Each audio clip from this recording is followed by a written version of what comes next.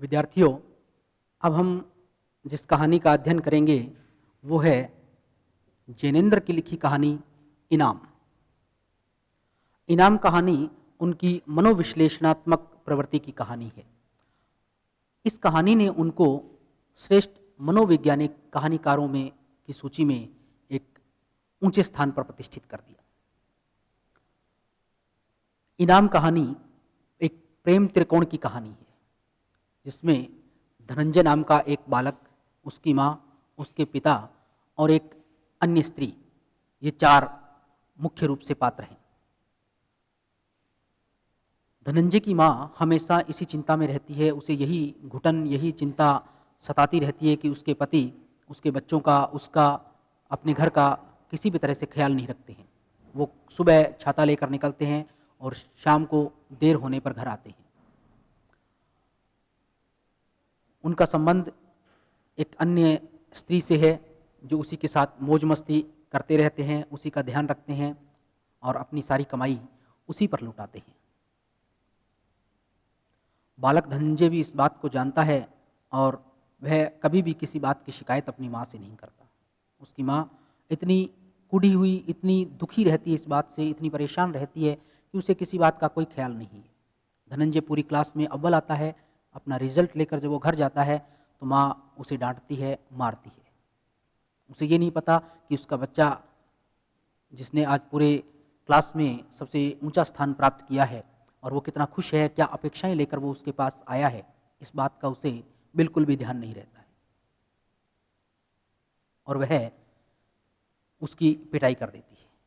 वो माँ से मार खाता है लेकिन कुछ नहीं कहता। बस जैसा उसे कहा गया वह उतना ही करता है, चारपाई पे लेटा रहता है। कुछ भी करने को अगर कहा जाए तो वह उसे चुपचाप कर देता है। खाना खाने के बाद वह अपने बर्तन भी यथास्थान रख आता है और इसी कारण उसे माँ एक बुजुर्ग व्यक्ति की संज्ञा दे देती है। कहानी के दो मुख्य पात्र, धनंजय की माँ और स्वयं धनंजय, इन दो का चरित्र चित्रण की दृष्टि से अगर देखा जाए तो सबसे पहले हम धनंजय की माँ का चरित्र चित्रण करते हैं। माँ का चरित्र चित्रण, उनके चरित्र की सबसे पहली विशेषता है वो है उपेक्षित नारी। उपेक्षित नारी, कोई भी स्त्री है, विवाह के बाद संसार में सबसे महत्वपूर्ण उसके लिए उसका पति हो जाता है। अपने पति से उसका स्नेह प्राप्त करना, उसकी दृष्टि में एक ऊंचा स्थान प्राप्त करना, उसके हर समय उसका सानिध्य प्राप्त करना, यही उस स्त्री की सबसे बड़ी इच्छा, सबसे बड़ी अभिलाषा रहती है। लेकिन जिस माँ नामक पात्र की, या धनंजय के माँ नाम की पात्र की चर्चा हम यहाँ पर कर रहे हैं, वो इन सुखों से दूर ही है। वो सुख उसे प्राप्त नहीं हो पा रहे हैं और इस तरह से वो अपने पति के प्रेम से पूरी तरह से उपेक्षित है। उसके पति सुबह सवेरे छाता लेकर निकलते हैं और शाम होने पर देर रात तक घर लौटते हैं। इसका एक मुख्य कारण है कि उनका किसी दूसरी स्त्री से प्रेम संबंध है और उसी प्रेम संबंध के कारण वो अपने कर्तव्य से विमुख हो गए हैं। कर्तव्य से विमुख होने के कारण न तो वो अपने बच्चों के प्रति अपने कर्तव्य को समझ रहे हैं, न पत्नी के प्रति अपने कर्तव्य को समझ रहे हैं, न अपने घर गृहस्थी के प्रति अपने कर्तव्य को समझ रहे हैं। वो हर तरह से अपने उस कर्तव्य को छोड़े हुए हैं और इन्हीं कर्तव्यों को भूलने के कारण इन सब उपेक्षाओं का शिकार होती है उनकी पत्नी अर्थात धनंजय की माँ। इस तरह से उनके चरित्र की ये पहली विशेषता है कि वो इस कहानी की एक उपेक्षित नारी है। उत्साहहीन, ये उनके चरित्र की दूसरी विशेषता है, उत्साहहीन नारी। धनंजय की माँ उत्साहहीन है, उनके जीवन में किसी तरह का कोई उत्साह नहीं रहा, किसी तरह की कोई उमंग नहीं है, कोई आनंद नहीं है। सब कुछ उसके जीवन का समाप्त हो चुका है। वो कुछ भी नहीं करना चाहती। कोई भी उत्साह नहीं है। यहाँ तक कि उसका बेटा जब पूरे उस अपनी क्लास में फर्स्ट आता है, अव्वल आता है और उसकी खुशी के मारे वो अपना रिजल्ट लेके अपने घर आता है, तो भी उसे माँ को ये नहीं पता कि उसका बेटा क्या लेकर आया है, क्या प्राप्त किया है, बल्कि उल्टा उसे वो डाँटती है और पिटाई भी कर देती है। तो इस तरह से कह सकते हैं कि उसका मन एक तरह से बिल्कुल मर चुका है, उसमें कोई उमंग नहीं है, कोई अपनी यहाँ सारी उपेक्षाएँ तो उसके पति की है, सारा दोष उसके पति का है, लेकिन वो गुस्सा, वो क्रोध, वो सारा निकलता है बेटे पर। तो जिस व्यक्ति का मन मर जाता है, जिसका हृदय मर जाता है, जिसमें कोई उमंग नहीं रहती, कोई उल्लास नहीं रहता, वो एक जिंदा लाश की तरह होता है। और ऐसी ही जिंदा लाश बनी हुई थी धनंजय की माँ।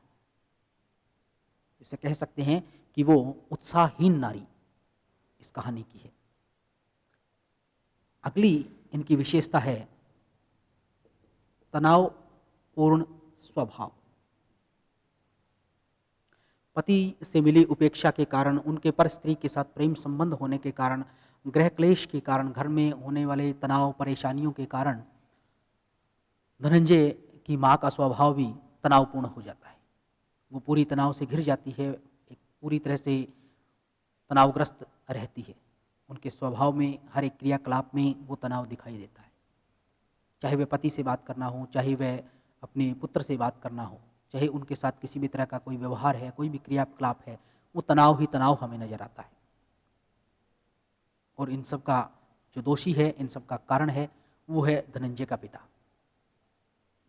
लेकिन वो भी किसी तरह से सुधरने का नाम नहीं लेता और जीवन में बढ़ते हुए क्लेश के कारण धनंजय की माँ है वो तनावपूर्ण व्यवहार उनका हो जाता है, तनावपूर्ण, वो पूरी तरह से तनाव में आ जाती है, तनावग्रस्त हो जाती है।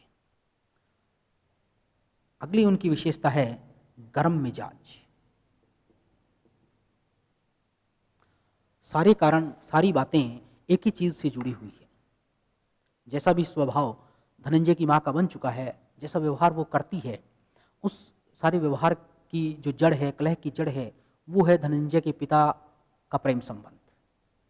और उसी प्रेम संबंध के कारण एक खीज होती है, एक क्रोध, गुस्सा आता है धनंजय की माँ को कि किस तरह से उसका पति उसे छोड़कर किसी पर स्त्री के साथ अपने प्रेम की पींगे बढ़ा रहा है। उसके प्रेम के कारण अपने बच्चे को, अपनी पत्नी को, अपने घर गृहस्थी को, सबको भूल चुका है। और उसी क्रोध के कारण, उसी खींच के कारण उसकी माँ का स्वभाव है वो भी बड़ा गर्म मिजाज हो जाता है। वो गर्म, उसका मिजाज एकदम से ताव खाने वाली है। छोटी छोटी बातों पर उसे क्रोध आने लगता है, गुस्सा हो जाती है, बड़ी गर्म हो जाती है एकदम से ही। और इसी सारा वो गर्मी, सारी वो क्रोध वो निकलती है बार बार धनंजय के ऊपर। उसे ही इस चीज का खामियाजा भुगतना पड़ता है। अगली उसकी स्वभाव की विशेषता है वो है अति व्यस्त गृहिणी। अति व्यस्त गृहिणी कि घर के कामों में वो अपने आप को बहुत ज़्यादा व्यस्त रखती है। उसी किसी के लिए, दूसरे के लिए समय ही नहीं मिलता, क्योंकि वो अपने आप को इतना व्यस्त कर लेना चाहती है, इतना बिजी कर लेना चाहती है कि फिर उसे कुछ भी ना करना पड़े, किसी तरफ उसका ध्यान ही ना जाए, वो हमेशा काम में ही काम में लगी रहे, इतनी वो व्यस्त हो जाना चाहती है। इसलिए उस अपने आप को किसी काम में लगाए रखने के कारण उन घर की परेशानियों में ध्यान न ले जाए उसका, उसके पिता के जो क्रियाकलाप हैं, जो उसका स्वभाव है, उसकी तरफ ध्यान न जाए, उनके प्रेम प्रसंगों को वो भूल जाए। इस बात को ध्यान में रखते हुए, इस बात को सोचते हुए वो अपने आप को बड़ा ही अति व्यस्तता में रखती है, बड़ी व्यस्त रहती है वो। इसी प्रकार विद्यार्थियों, हम कुछ धनंजय के भी चरित्र की तरफ, धनंजय का चरित्र चित्रण, उसकी तरफ भी थोड़ा सा ध्यान देते हैं कि उसके चरित्र की कौन कौन सी विशेषताएं हैं। धनंजय के चरित्र की विशेषता है कि वह एक चतुर बालक है। चतुर बालक, उसमें चतुराई है और वो चतुराई से वह यह करता है कि एक दिन जब वह अव्वल आता है और उसके बाद उसके पिता और वह स्त्री जिससे उसके पिता का प्रेम संबंध होता है, वह दोनों ही उसे मिठाई खिलाने के लिए, बधाई देने के लिए आते हैं। तो दोनों से वो एक बड़ी चतुराई से एक वादा ले लेता है इसमें वो बड़ी चतुराई दिखाता है। वो उस औरत से वादा ले लेता है कि वो उसके घर कभी नहीं आएगी, और पिता से वादा ले लेता है कि वो उस औरत से फिर कभी नहीं मिलेंगे। ये काम उसने बड़ी चतुराई से किया, और इसी चतुराई में उसने अपने परिवार में हो रही जो कलह थी, जो परेशानियां थी, उन सब से छुटकारा देने का एक प्रयास किया। दूसरी उसकी विशेषता थी होशियार व होनहार।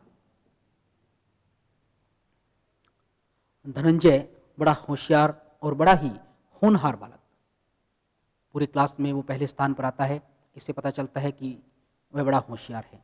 और ये ऐसा नहीं था कि वह पहली बार आया है, वह हमेशा ही ऐसा ही कर आता आया है। पढ़ाई में वो हमेशा ही आगे रहा है, और पढ़ाई के अतिरिक्त वो दूसरे कामों भी इसी तरह से आगे रहा है।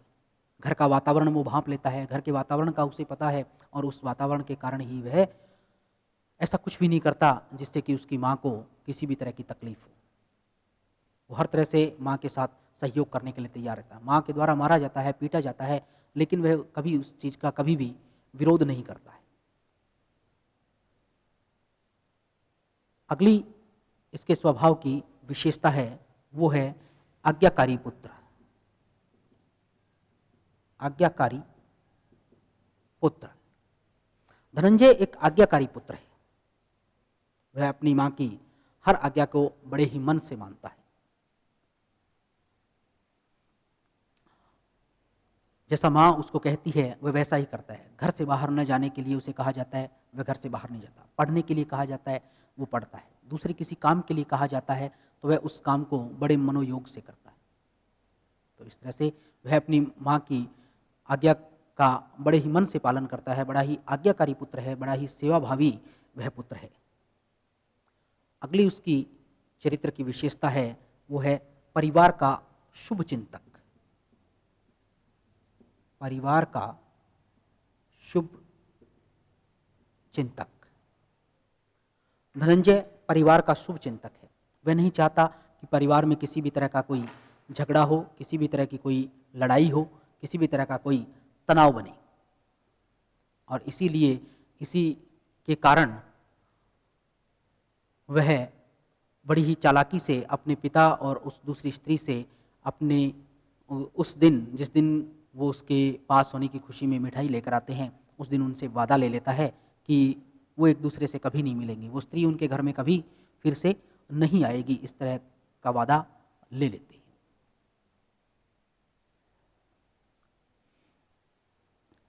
अगली धनंजय की जो विशेषता है वो है स्पष्टवादी और सहनशील। स्पष्टवादी व सहनशील। धनंजय बड़ा ही स्पष्टवादी लड़का है। जो कोई भी बात है वह बड़े स्पष्ट शब्दों में, बड़े ही सीधे और सरल शब्दों में वो कह देता है। और इसी तरह की जो एक बात थी, जो वादा लेने की बात थी, वो वादा भी वो इसी तरह से ले लेता है। लेकिन वो सहनशील भी है। माँ उसे मारती है, उसकी कोई गलती नहीं होती, बिना किसी गलती के, बिना किसी कारण के उसे मारा जाता है, पीटा जाता है, तो भी वो उस चीज को सहन कर लेता है, उसका प्रतिकार नहीं करता। तो इससे उसकी सहनशीलता का पता चलता है। विद्यार्थियों, ये थी कहानी का चरित्र चित्रण इनाम।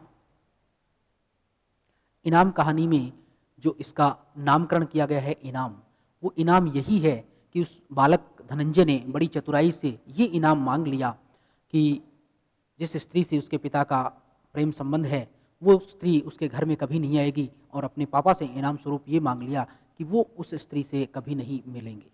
यही इनाम है, और इसी इनाम के लिए इस कहानी का जो इनाम नामकरण किया गया है, जो शीर्षक है, वो शीर्षक का जो औचित्य है वो यहाँ पर सिद्ध हो जाता है।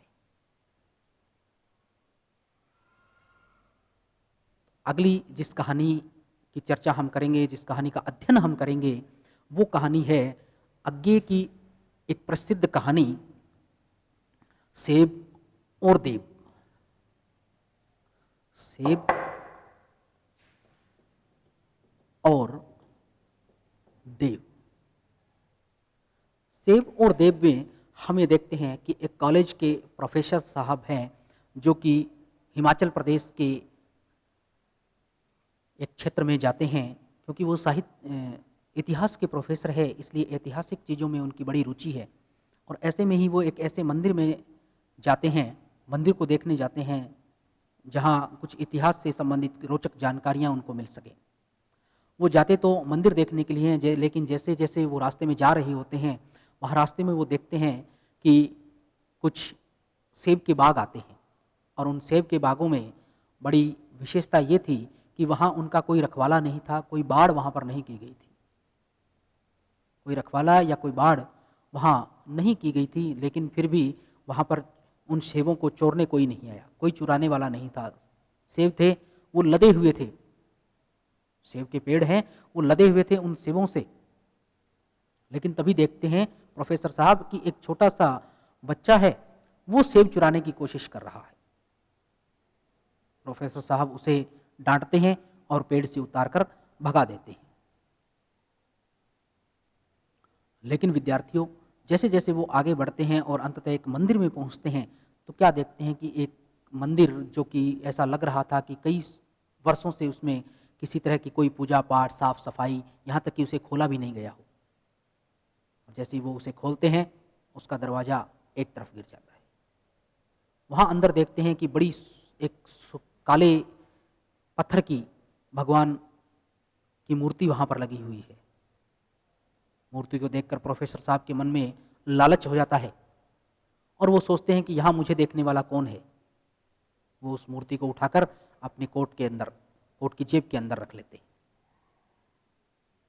और जैसे ही वो वापस आते हैं, आते हुए क्या देखते हैं, उसी बागीचे में वही बच्चा फिर से उन्हें सेब तोड़ता हुआ मिलता है। जब वो बच्चा फिर से उन्हें सेब तोड़ता मिलता है तो फिर प्रोफेसर साहब का गुस्सा 7वें आसमान पर पहुंच जाता है। वो उसे हर तरह से डराते हैं, धमकाते हैं और बुरा भला कहकर उसकी पिटाई करके उसे वहां से भगा देते हैं कि तुम्हें एक बार जब समझा दिया गया है तो तुम फिर दोबारा यहाँ क्यों आए हो। लेकिन बालक के चले जाने के बाद प्रोफेसर साहब के मन में, मानस में ये बात उभरती है कि बालक ने तो केवल सेब चुराया है, वो तो पूरे देवता को ही चुरा लाए हैं। उन्होंने तो मंदिर में चोरी की है, बालक ने तो केवल बगीचे में चोरी की है। और जब ये विचार उनके मन में आता है, प्रोफेसर साहब उन्हीं कदमों से वापस लौट जाते हैं, उस मंदिर में उस मूर्ति को फिर से स्थापित कर देते हैं।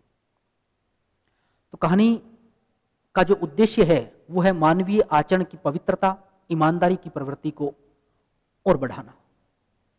कि हम दूसरों को तो कह देते हैं चोरी ना करो, बेईमानी ना करो, झूठ ना बोलो, लेकिन जब समय आता है तो हम स्वयं किस तरह से उन्हीं कामों को कर लेते हैं, उन्हीं कामों को कर जाते हैं।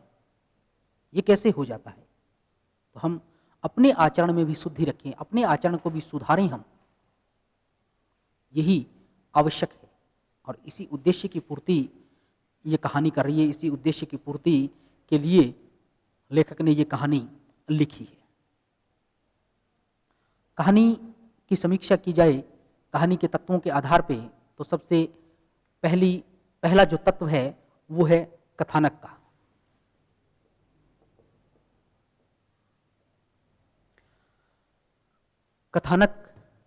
कथा जो है वो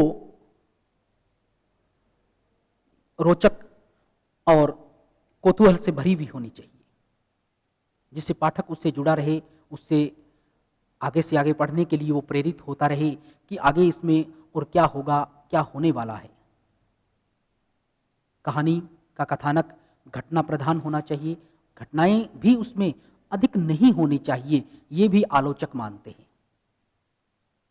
आलोच्य कहानी में 2 मुख्य घटनाएं हैं और दोनों ही सेब की चोरी से संबंधित है। पहली बार जब प्रोफेसर साहब मंदिर की ओर जा रहे थे, तब उन्होंने एक बालक को सेब के पेड़ से सेब चुराते हुए देखा। वो उसे समझाते हैं, थोड़ा सा डांटते हैं और वहां से चले जाने के लिए कहते हैं। प्रोफेसर साहब जब वापस मंदिर से लौट रहे हैं, तब फिर वो देखते हैं कि वही बालक फिर से उसी पेड़ पर चोरी करने लगा है। तब उनका गुस्सा 7वें आसमान पर चढ़ जाता है। वो उसे न सिर्फ डांटते हैं बल्कि उसके 2-4 लगा भी देते हैं। और जैसे ही बालक बुरा सा मुंह बनाकर रोते हुए वहां से जाता है, प्रोफेसर साहब को आत्मज्ञान होता है कि बालक ने तो केवल सेब चुराया है, वो तो पूरा मंदिर ही, पूरे देवता को ही चुरा लाए। तो ये जो दो बड़ी घटनाएं हैं, ये ही इस कहानी का मूल आधार है, इसके कथानक का आधार है कि इन्हीं दो घटनाओं के ऊपर सारी कहानी टिकी हुई है। एक तो हम किसी को समझा रहे हैं और दूसरे में हमने खुद वो काम कर दिया, लेकिन उसका जो आत्मज्ञान है वो हमें बाद में दूसरी घटना के समय हो रहा है।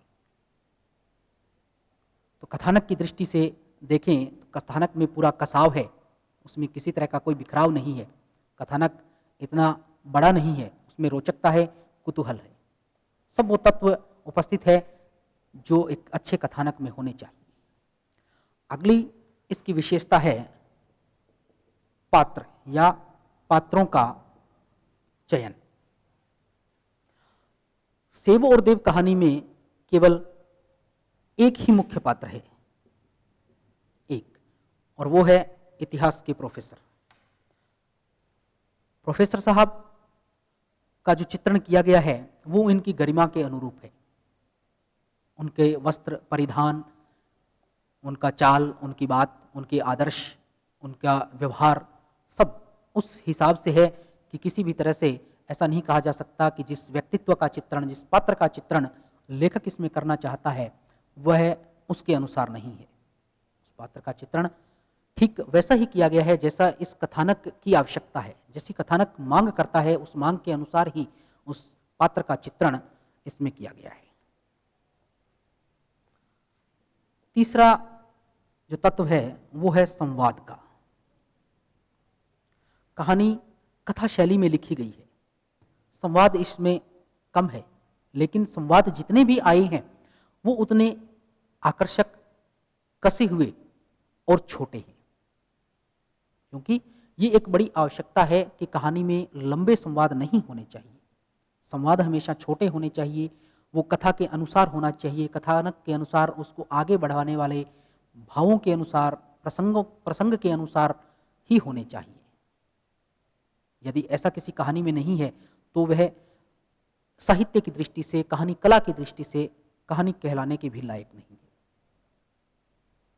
आलोच्य कहानी में जो संवाद आए हैं या तो वह स्वयं प्रोफेसर साहब के अपने आप से किए गए संवाद है या फिर उस बालक से किए गए संवाद। एक आध संवाद गांव के लोगों से हैं जहां वो उनसे रास्ता पूछ रहे हैं या पूछ रहे हैं कि यहाँ आसपास कोई मंदिर है। तो इस तरह के छोटे संक्षिप्त से संवाद इस कहानी में हमें देखने को मिलते हैं। अगली जो इस कहानी की विशेषता है वो है वातावरण चयन।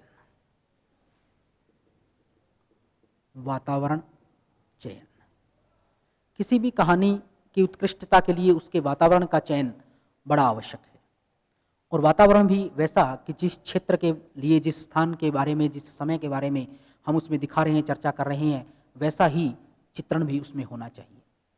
बात शिमला की जा रही है, शिमला हिमाचल प्रदेश की जा रही है, उसके आसपास की घाटियों की जा रही है, पहाड़ों की जा रही है, सेब के बागीचों की जा रही है, वहाँ के लोगों की सोच और आदर्शों की जा रही है। तो वो सारी चीज़ हमें इस कहानी के वातावरण में देखने को मिलती है। पहली बात, पहाड़ी क्षेत्र का सुंदर चित्रण किया है। दूसरी बात, वहाँ सेब के बगीचे होते हैं। और तीसरी बात, सबसे बड़ी और अहम बात, कि उनके ऊपर किसी तरह की कोई चौकीदारी नहीं हो रही है।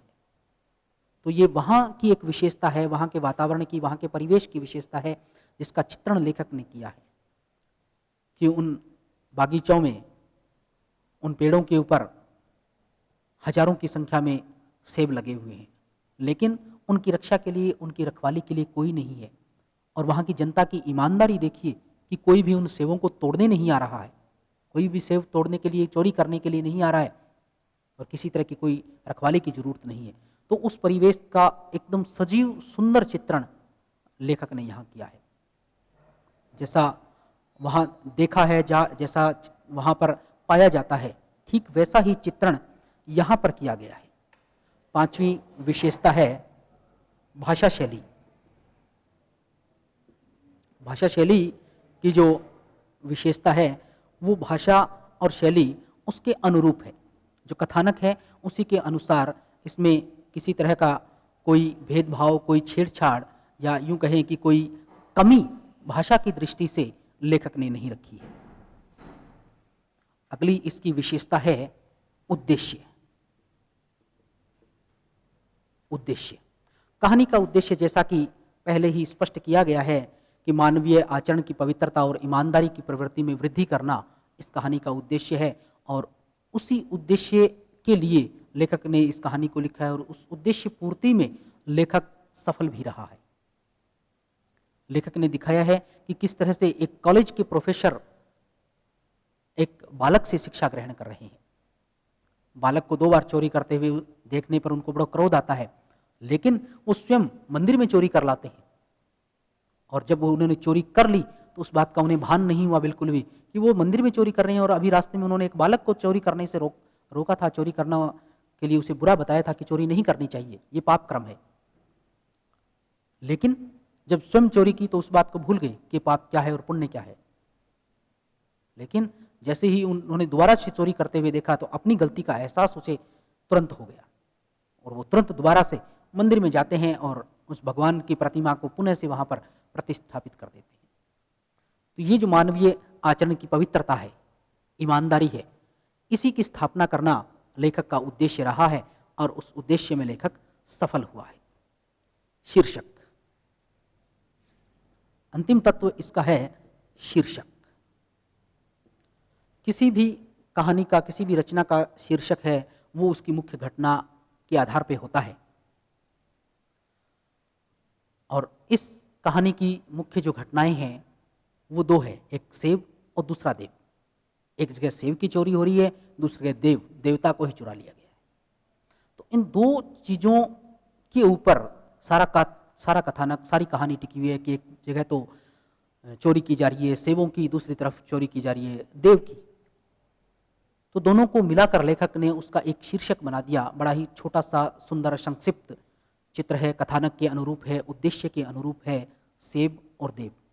किस तरह से सेब की चोरी करने से देव की चोरी की हुई वो पुनः प्रतिष्ठापित कर दिया गया उसे, किस तरह से ईमानदारी आई, किस तरह से मानवीय संवेदना जागी, किस तरह से मानवीय पवित्रता का जो आचरण में वृद्धि हुई।